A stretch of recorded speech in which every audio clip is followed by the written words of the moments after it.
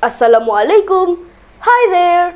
My name is Mohammad Rayyan Hazrin, BBA 3016, SK Sungai Burong. Everyone has their own interest.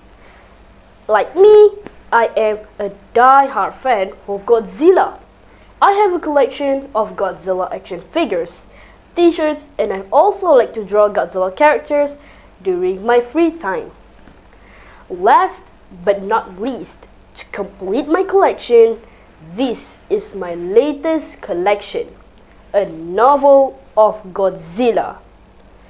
This novel was published by Titan Books in 2014, the same year the movie was released. This is the official novelization of the movie itself. It's novelized by Greg Cox, based on the screenplay by Max Bornstein, and story by David Callahan. Greg Cox is the New York Times best-selling author of numerous novels and short stories.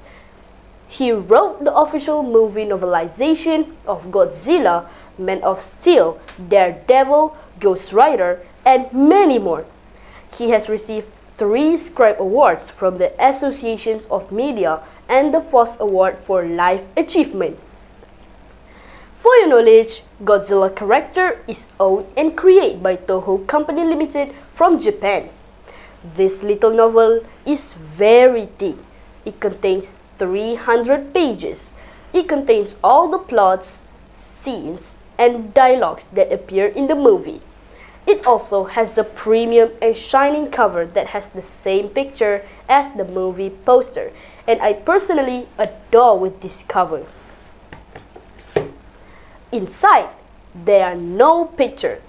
As usual, novel print with small fonts, and it contains 28 chapters.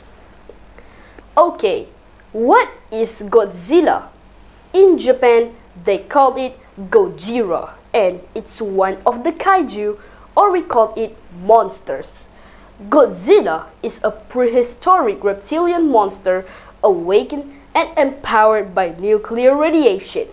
Godzilla is very dear to the Japanese because Godzilla is a representation of destruction that the bombing of Hiroshima unleashed upon Japan and the world, both physically and culturally.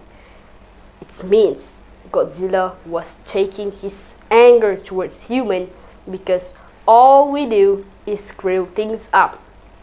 Godzilla is a punishment for human bad deeds. In this novel is a story about Fort Brody, a Navy bomb expert, has just reunited with his family in San Francisco when he is forced to go to Japan to help his estranged father Joe.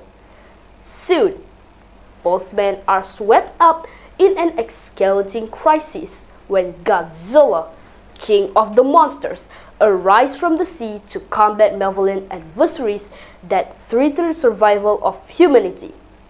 The creature leave colossal destruction in their wake as they make their way towards their final battleground, San Francisco. Godzilla faced other monsters on his ways. Godzilla came off as heroic. Although Godzilla had caused enormous destruction, he was not an intentionally threat when he is awakened and moving toward the sea. For me, Godzilla is a hero. He is the king of the monsters. Godzilla literally checks all the boxes of what makes a hero. Massively big. Its fiery face he is afraid of nothing.